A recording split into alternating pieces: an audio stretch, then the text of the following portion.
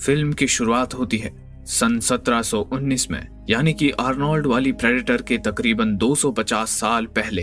अगर आपने इस सीरीज के पिछले भाग नहीं देखे हैं तो पहले उन्हें देखिए, लिंक आपको डिस्क्रिप्शन में मिल जाएंगे, आपको काफी मजा आएगा। आइए अब देखते हैं इस सीरीज की एक और रोमांचक फिल्म प्रे। ये कहानी है अमेरिका में मिसिसिपी नदी के किनारे बसे कोमांची कबीले की। उस कबीले में एक लड़की नारू अपने भाई ताबे और माँ के साथ रहती थी। हर सुबह उसकी माँ उसे लात मार के उठाती थी ताकि नारू और लड़कियों के साथ जाके शकरकंद खोद के ला सके। लेकिन नारू का मन शकरकंद उखाड़ने में बिल्कुल नहीं था। वो तो कबीले में बाकी लड़कों की तरह शिकारी बनना चाहती थी, खास करके अपने भाई ताबे की तरह। उसके मन में तीव्र इच्छा थी कि वो खुद को एक लायक शिकारी के रूप में सिद्ध कर सके, और उसकी ये इच्छा निराधार नहीं थी। वो वाकई में धनुष, फरसा और दूसरे कई हथियार चलाने में पारंगत थी। लेकिन लड़की होने की वजह से कोई भी उसे शिकार करने लायक नहीं समझता था। नारू का अगर कोई जिगरी यार था तो वो था उसका प्यारा और जांबाज कुत्ता सरी। एक दिन जब वो जंगल में शकरकंद खोदने गई हुई थी, तब सरी सूंघते हुए उसे एक हिरन तक ले जाता है। उस हिरन को देख उसके अंदर का शिकारी जाग जाता है। तभी आसमान में कुछ तेज आवाज होती है, मानो कोई बहुत बड़ी चीज ऊपर से गुजरी हो। उस आवाज से घबराकर हिरन वहां से भाग जाता है। नारू सरी को हिरन के पीछे भागने का इशारा कर खुद तेजी से हिरन के साथ साथ भागने लगती है। लेकिन उसकी काफी कोशिशों के बाद भी हिरन बचकर भागने में सफल हो जाता है। तभी नारू को सरी के कराहने की आवाज सुनाई देती है। जब वो सरी के पास पहुंचती है तो उसकी पूंछ को एक मेटल ट्रैप में फंसा पाती है। वो तुरंत ही उसे आजाद कर उसकी चोट पे जड़ी बूटी लगा उसे शांत करती है। उस मेटल ट्रैप को उसने पहले कभी नहीं देखा था। वो उसका परीक्षण करने लगती है। तभी उसे फिर से उस बड़ी चीज के समीप से गुजरने की तेज आवाज आती है। नारू उस आवाज का पीछा करने का ठानती है। जब वो पहाड़ की चोटी पे पहुंचती है तो वहां का दृश्य देख उसकी आंखें फटी की फटी रह जाती हैं। उसे ऊपर आसमान में आग और बिजली के बीच कुछ बहुत ही भव्य सा आगे बढ़ता दिखाई देता है। फिर उसी दिन दोपहर में नारू अपने भाई ताबे के साथ नदी किनारे शिकार कर रही होती है। वो एक चील पे निशाना साधे खड़ी होती है कि तभी ताबे उस चील पे तीर मार देता है।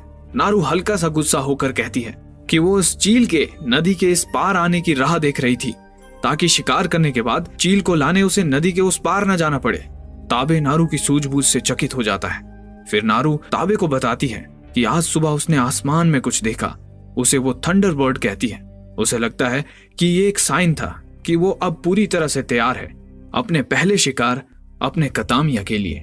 कतामिया उसके कबीले की एक रिचुअल थी जिसमें कबीलेवासी को शेर जैसे किसी बड़े शिकारी प्राणी का शिकार करना होता है, जिसके बाद ही उस कबीलेवासी को एक शिकारी का दर्जा प्राप्त होता है। लेकिन ताबे को नहीं लगता कि नारू अभी शिकारी बनने के लिए तैयार है। फिर वो लोग अपने घर लौट जाते हैं। नारू अपनी माँ को बताती है कि आज सुबह उसने हिरन का शिकार कर ही लिया था। फिर इस पर उसकी माँ स्नेह पूर्वक उसे समझाती है कि लड़कियां शिकार नहीं करती हैं। नारू दूसरी कई चीजों में निपुण है, उसे वो चीजें करनी चाहिए। ये सुनकर नारू मायूस हो जाती है। फिर उसकी माँ उसे जड़ी बूटी के लिए केसरी फूल लाने भेज देती है। उधर जंगल में वो बड़ी सी चीज, जो दरअसल एक प्रेडेटर स्पेसशिप था, धरती से अपनी उड़ान भरता है और जाते जाते पीछे छोड़ जाता है महाविनाशकारी प्रेडेटर। उधर केसरी फूल तोड़ के जब नारू लौट रही होती है तो उसे एक लड़के से पता चलता है कि एक शेर उनके कबीले से पूही नामक लड़के को उठा ले गया है। वो लोग उस शेर के पीछे पूही को ढूंढने जा रहे थे। वो लोग पूही को खोज रहे होते हैं। तभी सबसे आखिर में चल रहे लड़के को अचानक किसी प्राणी के गुर्राने की आवाज आती है। वो लड़का अपने पीछे की ओर निशाना साधे तैयार हो जाता है, लेकिन उस दिशा से वहां नारू उभरती है। नारू को वहां देखकर उनका लीडर नारू से कहता है कि उसे भला यहाँ किसने बुलाया, उन्हें खाना पकाने वाली नहीं बल्कि शिकारी चाहिए। तभी ताबे कहता है कि नारू उनकी मदद कर सकती है सुराग ढूंढने में, और अगर पूही जिंदा मिला तो ये दवाई दे सकती है। इसके बाद ताबे नारू को चैलेंज देता है कि उसे उस शेर को ढूंढना ही होगा। नारू उस चैलेंज को स्वीकार कर लेती है। घास में एक चींटी अदृश्य अवस्था में मौजूद प्रेडेटर के ऊपर रेंगते हुए चढ़ जाती है। तभी उस चींटी को चूहा खा जाता है और अचानक उस चूहे पर सांप झपट पड़ता है। तभी सांप प्रेडेटर को देख चूहे को छोड़ प्रेडेटर पे झपटने वाला ही होता है। उससे पहले ही प्रेडेटर सांप के सिर को उसके धड़ से अलग कर देता है। आगे जाने पे सरी शेर के मल को खोज लेता है। तभी वहीं पत्ती पर नारू को खून नजर आता है। थोड़ा आगे जाने पे सरी पूही को ढूंढ ही लेता है। ताज्जुब की बात ये थी कि शेर ने पूही को जिंदा छोड़ दिया था। वो लोग पूही को अपने साथ वापस ले जाने के लिए वहीं स्ट्रेचर के निर्माण कार्य में लग जाते हैं, जबकि नारू उसके घाव में जड़ी बूटी का लेप लगाने लगती है। फिर वो पूही को कुछ जड़ी बूटी में केसरी फूल मिला के खिला देती है, जिससे कि उसका खून ठंडा रह सके, क्योंकि खून जितना गर्म रहेगा उतना ज्यादा बहेगा। वहां से निकलते निकलते दिन ढल गया था। तभी ताबे कहता है कि वो वहीं रुककर शेर का शिकार करेगा। ये सुन नारू कहती है कि वो भी उसके साथ आएगी। नारू को जानना था कि आखिर शेर ने पूही को जिंदा क्यों छोड़ दिया। वहां कुछ था जिससे शेर डरकर भाग गया, पर ताबे नारू की एक नहीं सुनता है और नारू को बाकी सबके साथ वापस भेज देता है। फिर कुछ दूर चलने पे अचानक सरी एक तरफ को कुछ सूंघते हुए जाने लगता है। नारू अपने दल का साथ छोड़ सरी के पीछे पीछे चलने लगती है। सरी मरे हुए चूहे के पास जाकर रुक जाता है। नारू उस मरे हुए चूहे को देख कुछ सोच ही रही होती है कि तभी उसकी नजर थोड़ा आगे पड़े उस सांप के धड़ पे पड़ती है। सांप की खाल उतरी हुई पड़ी थी। फिर थोड़ा आगे उसे प्रेडेटर के पंजे के निशान दिखते हैं और दिखते हैं सामने पेड़ पे खून के निशान। तभी अचानक उसकी टोली के लोग उसे खोजते हुए वहां आ जाते हैं। नारू उन्हें पैर के पंजे के निशान दिखाती है। एक लड़का कहता है कि शायद वो भालू के पंजे के निशान हैं, लेकिन नारू को यकीन था कि इतने बड़े निशान भालू के पंजे के नहीं हो सकते, और अगर भालू के निशान हैं तो फिर सिर्फ 2 पैर के ही निशान क्यों हैं, और सांप की खाल कौन ऐसे निकालता है। फिर नारू कहती है कि उसे अपने भाई ताबे को यह बताना होगा। यह कहकर वो जंगल की ओर निकल पड़ती है। लीडर पाका नाम के लड़के को नारू के साथ भेज देता है। फिर नारू घने जंगल की ओर बढ़ते जा रही थी। पाका भी उसके पीछे पीछे आ रहा था। तभी एक स्थान पे नारू को शेर के पंजे के निशान मिलते हैं। फिर अचानक से उसे कुछ आवाज सुनाई देती है। वो उस दिशा में बढ़ती है तो वहां अचानक से ताबे उसे खींचकर उसकी मशाल बुझा देता है। वो उसे समझाता है कि रोशनी करने से शेर भाग जाएगा, क्योंकि वो शेर के ही इलाके में है। फिर वो उससे उसके वापस आने का कारण पूछता है। तब नारू उसे उन पंजों के निशान और उस खाल उतरे सांप के बारे में बताती है। ताबे उसे फिलहाल शेर के शिकार पर ध्यान देने को बोलता है। फिर नारू उन्हें एक युक्ति बताती है कि वो लोग पेड़ पे चढ़कर शेर को लालच देंगे और उसके सामने आते ही नारू उसका शिकार करेगी। ताबे को ये आइडिया पसंद आता है। वो नारू से कहता है कि जब शेर उसके सामने होगा तो उसके पास सिर्फ एक मौका होगा खुद को साबित करने का। नारू और पाका एक विशाल वृक्ष के ऊपर चढ़कर शेर का इंतजार करने लगते हैं। उधर ताबे मांस के लोथड़े से खून टपका के शेर को पेड़ के समीप आने के लिए प्रेरित कर रहा था। तभी अचानक शेर पाका पे झपट पड़ता है। उसके बाद शेर तुरंत पलट के वापस आता है। वो नारू पे झपटने की कोशिश करता है। वो बहुत ही रोमांचक दृश्य था। पेड़ की शाखा पे नारू भाला लिए मोर्चा जमाए खड़ी थी और ठीक उसके सामने खूंखार शेर नारू को अपने जबड़े में दबाने के लिए बेताब था। नारू उस पेड़ की ढाल के अंत तक पहुंच चुकी थी। तभी दूर पेड़ों के बीच एक तेज आवाज और लाल रोशनी को देख नारू का ध्यान भटक जाता है और ठीक उसी पल शेर नारू पे झपट पड़ता है। नारू का सिर एक पत्थर से टकराता है, जिससे वो बेहोश हो जाती है।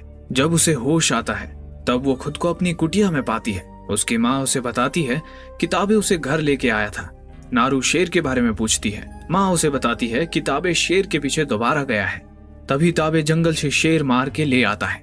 सारे कबीले वाले ताबे का स्वागत करते हैं। इनाम स्वरूप ताबे को कबीले का सेनापति बनाया जाता है। इसके बाद सब उसे बधाई दे जश्न मनाते हैं। नारू वहां से वापस अपनी कुटिया में जाने लगती है। तभी ताबे उसे आवाज देता हुआ उसके पीछे आता है। वो उससे कहता है कि उन दोनों ने आखिर ये कर दिखाया, लेकिन नारू उससे कहती है कि जंगल में शेर से भी खतरनाक कुछ है और इससे पहले कि वो उन सब के लिए खतरा बने, उन दोनों को उसे खत्म कर देना चाहिए। इस पर ताबे कहता है कि जंगल में जो कुछ भी है उसका शिकार वो अकेले करेगा, क्योंकि उसके मुताबिक नारू शिकार करने में सक्षम नहीं है। अगली सुबह नारू सरी के साथ अकेले ही प्रेडेटर का शिकार करने निकल पड़ती है। वहां एक स्थान पे उसे प्रेडेटर का खून नजर आता है। फिर वहीं समीप ही वो प्रेडेटर के पंजे के निशान का नाप लेती है। वहां से थोड़ी ही दूरी पर एक जंगली खरगोश घास खा रहा होता है। वहीं पीछे से ताक लगाए उसे एक भेड़िया देख रहा होता है और उन दोनों पे नजर गड़ाए था प्रेडेटर। प्रेडेटर को अपने हंटर स्केल पे दोनों भेड़िए और खरगोश के शिकारी पने के बारे में जानकारी मिल जाती है। फिर भेड़िया खरगोश के पीछे भागने लगता है। भागते भागते आखिरकार भेड़िया खरगोश को दबोच ही लेता है। तभी प्रेडेटर की एक लात से भेड़िया दूर जा गिरता है।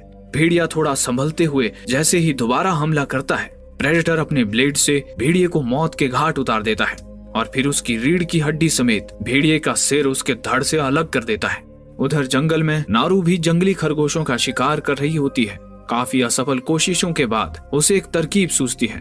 वो पेड़ की छाल से रस्सी बुनती है और फिर उस रस्सी को अपने फरसे पे बांध के अभ्यास करने लगती है। इसके बाद वो कई खरगोशों का शिकार कर एक पहाड़ पे बैठ के उन्हें भून के खाती है। रात वो वहीं पहाड़ पे गुजारती है। अगली सुबह वो फिर से प्रेडेटर के पंजे के निशान की दिशा में बढ़ जाती है।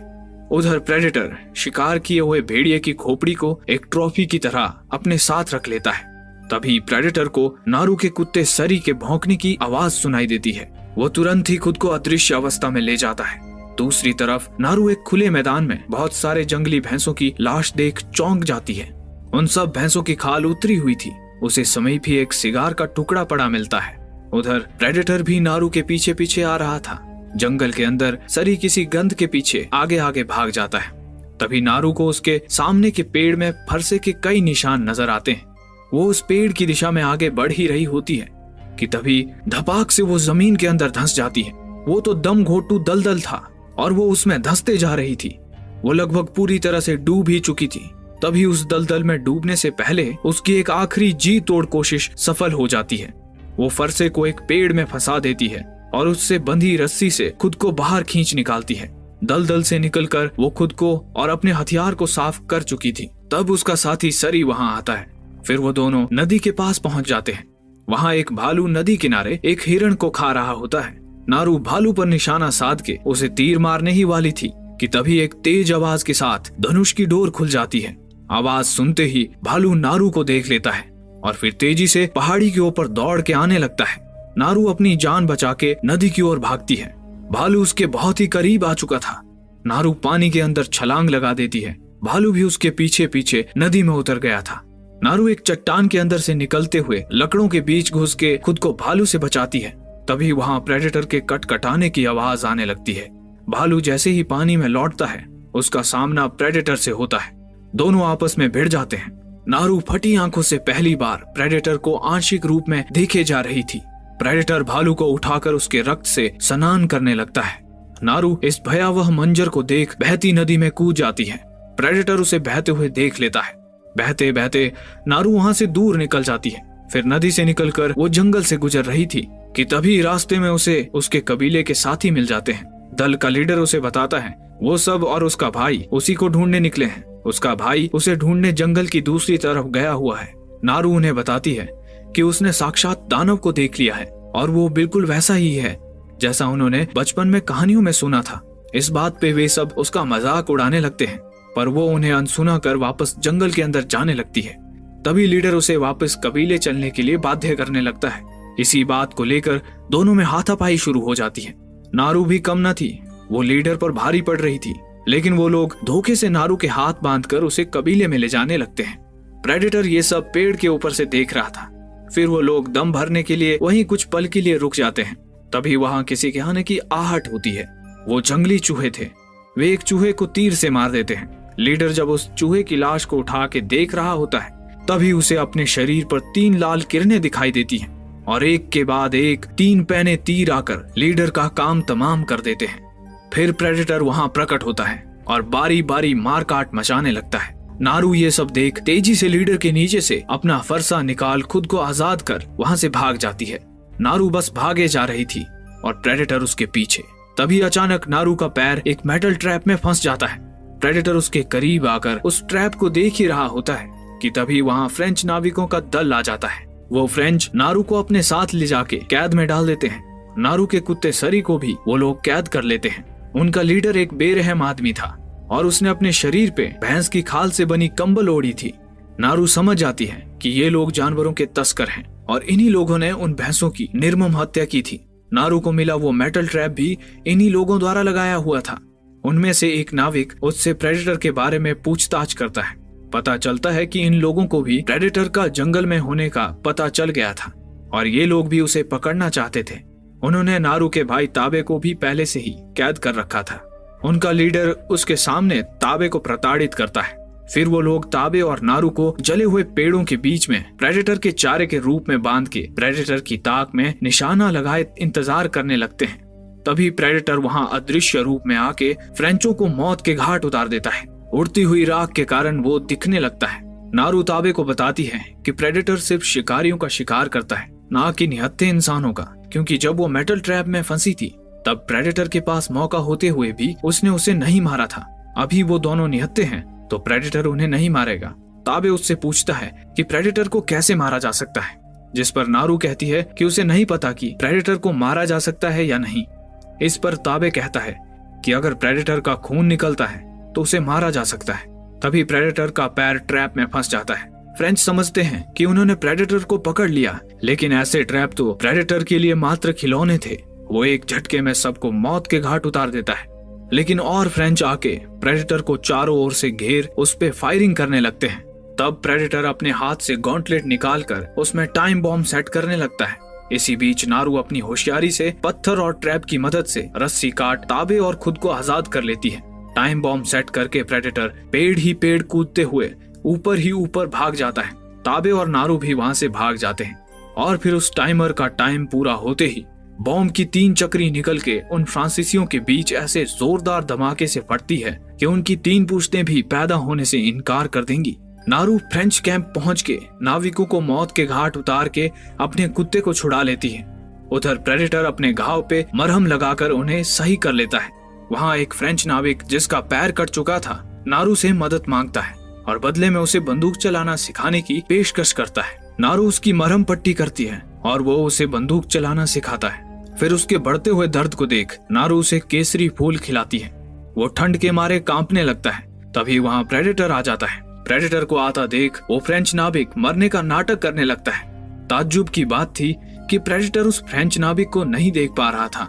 दरअसल हुआ ये था कि केसरी फूल खा लेने से फ्रेंच नाविक के शरीर का तापमान काफी गिर गया था, इसलिए उसके शरीर की गर्मी को प्रेडेटर पकड़ नहीं पा रहा था। ये सब नारू देख रही थी। वो केसरी फूल के इस गुण को समझ जाती है। तभी जाते हुए प्रेडेटर का पैर फ्रेंच नाविक की चोट पे पड़ जाता है। नाविक दर्द से बिलबिलाते हुए चीख पड़ता है। बस तभी प्रेडेटर उसे मौत के घाट उतार देता है। इसके बाद प्रेडेटर सरी को मारने ही वाला होता है कि तभी ताबे वहां आता है और प्रेडेटर पे जोरदार वार करता है, जिससे उसका मास्क निकल के गिर जाता है। अब मास्क के लाल किरण के निशाने पे सरी नहीं था बल्कि पेड़ था, इसलिए तीर सरी की तरफ होते हुए भी वो घूम के पेड़ पे ही जा लगता है। यानी जिधर लाल किरण का निशान तीर भी उधर ही लगेगा। नारू ये सब बहुत ध्यान से देख रही होती है और वो लाल किरण के निशान और तीर के बीच का संबंध अब अच्छे से समझ चुकी थी। उसे ये भी समझ आ गया था कि 3 तीर मारने के बाद लाल किरण का निशान गायब हो जाता है। प्रेडेटर अपना मास्क दोबारा धारण कर लेता है। तभी नारू प्रेडेटर का ध्यान अपनी ओर खींचती है। प्रेडेटर का ध्यान हटते ही ताबे प्रेडेटर का ही भाला उसकी छाती के आर पार घुसेड़ देता है। प्रेडेटर और ताबे में घमासान युद्ध चल रहा था। ताबे का पलड़ा भारी पड़ता देख प्रेडेटर खुद को अदृश्य कर लेता है। तभी ताबे को एहसास होता है कि प्रेडेटर उसके पीछे ही है। वो नारू को यहाँ से भागने के लिए कहता है। वो नारू से कहता है कि प्रेडेटर नारू को खतरा नहीं समझता, इसलिए प्रेडेटर नारू के पीछे नहीं आएगा। इतने में ही प्रेडेटर ताबे को मौत के घाट उतार देता है। असहाय नारू वहां से भाग जाती है। नारू वापस जंगल में भाग जाती है। वहां उसे फ्रेंच नाविकों का बेरहम लीडर दिखाई देता है, जो प्रेडेटर से बचने में कामयाब हो गया था। उसे देख के उसके दिमाग में एक तरकीब आती है। नारू उसे एक वार में ही बेहोश कर देती है। जब उसे होश आता है तो वो अपना एक पैर कटा हुआ पाता है। नारू ने उसका एक पैर काट दिया था। वो चिल्लाते हुए नारू की तरफ बढ़ने लगता है, लेकिन नारू उसकी तरफ ध्यान नहीं देती। उसके दिमाग में अब सिर्फ एक ही बात थी, प्रेडेटर से अपने भाई की मौत का बदला। उसने फ्रेंच लीडर को वहां चारे की तरह रखा था। नारू केसरी फूल खा लेती है और प्रेडेटर का इंतजार करने लगती है। नारू ने फ्रेंच लीडर के सामने जानबूझ के खाली बंदूक रखती थी। वो बंदूक नारू पे तानता है। तभी प्रेडेटर वहां आ जाता है। फ्रेंच लीडर के हाथ में हथियार देख वो उसे मौत के घाट उतार देता है, लेकिन वो नारू को देख नहीं पा रहा था। ये उस केसरी फूल का कमाल था। तभी नारू प्रेडेटर के सिर पे गोली मार के उसका मास्क लेके वहां से भाग जाती है। इसके बाद नारू एक ट्रैप तैयार करती है। वो प्रेडेटर के मास्क को 2 चट्टानों के बीच में स्थापित कर देती है। फिर फ्रेंच लीडर के कटे पैर से खून की लकीर बनाकर वो प्रेडेटर को अपनी तरफ लेकर आती है और फिर वो प्रेडेटर पे पेड़ के ऊपर से छलांग लगा के उसे घायल कर देती है। तभी सरी भी प्रेडेटर की बखियां उधेड़ने लगता है। फिर वो प्रेडेटर को ट्रैप में फंसाकर उसका हाथ काट देती है। प्रेडेटर उस पर अपने तीखे ढाल से प्रहार कर उसकी गर्दन काटने को होता है, लेकिन 2 चट्टानों की वजह से नारू बच जाती है। प्रेडेटर और जोर लगाकर चट्टान काटने लगता है। तभी नारू उसी का दांत उखाड़ के उस पर तेज प्रहार करती है। प्रेडेटर दर्द से बिलबिलाकर उसे छोड़ देता है। उसके बाद नारू के एक आवाज पे उसका कुत्ता उसे फरसा ला के दे देता है। नारू फरसे से वार कर खुद दलदल के उस पार कूद के प्रेडेटर को दलदल में गिरा देती है। प्रेडेटर दलदल में डूब जाता है, लेकिन वो फिर से दलदल से निकलता है और अपना हथियार निकाल के जैसे ही सामने बैठी नारू पे पैना तीर मारता है, वो तीर घूम के उसी के सिर के आर पार हो जाता है, क्योंकि वो जिस जगह खड़ा था ठीक उसके पीछे नारू ने उसके मास्क को स्थापित किया था और उससे निकलती किरणें प्रेडेटर के सर पर पड़ रही थी और अंततः प्रेडेटर के प्राण पखेरु उड़ जाते हैं। ब्रह्मांड का सबसे खतरनाक शिकारी एक बार फिर से शिकार बन चुका था और नारू ने अपना कतामिया पूरा कर लिया था। फिर नारू अपने कबीले लौट के प्रेडेटर का सिर उपहार स्वरूप सरदार के चरणों में अर्पण कर देती है और साथ ही सरदार को फ्रेंच नाविक की पिस्तौल सौंप देती है, जिसपे उस नाविक का नाम छपा था राफेल एडोलिनी और साल छपा था 1715। ये वही पिस्तौल थी जो प्रेडेटर 2 में इंस्पेक्टर हरीरगन को एक प्रेडेटर द्वारा इनाम में दी गई थी। अब ये पिस्तौल उस प्रेडेटर के पास कैसे आई, ये तो समय ही बताएगा। उसके बाद नारू सरदार से कहती है कि उन्हें अपना कबीला वहां से दूर अब किसी दूसरे स्थान पे बनाना चाहिए, क्योंकि वो जगह अब खतरे से खाली नहीं है। और ये फिल्म यहीं समाप्त हो जाती है। दोस्तों, अगर आपको ये वीडियो अच्छा लगा तो आप हमें सपोर्ट करने के लिए हमें सब्सक्राइब कर सकते हैं, ताकि हम ऐसी ही और वीडियोस आपके लिए लेकर आ पाएं। धन्यवाद।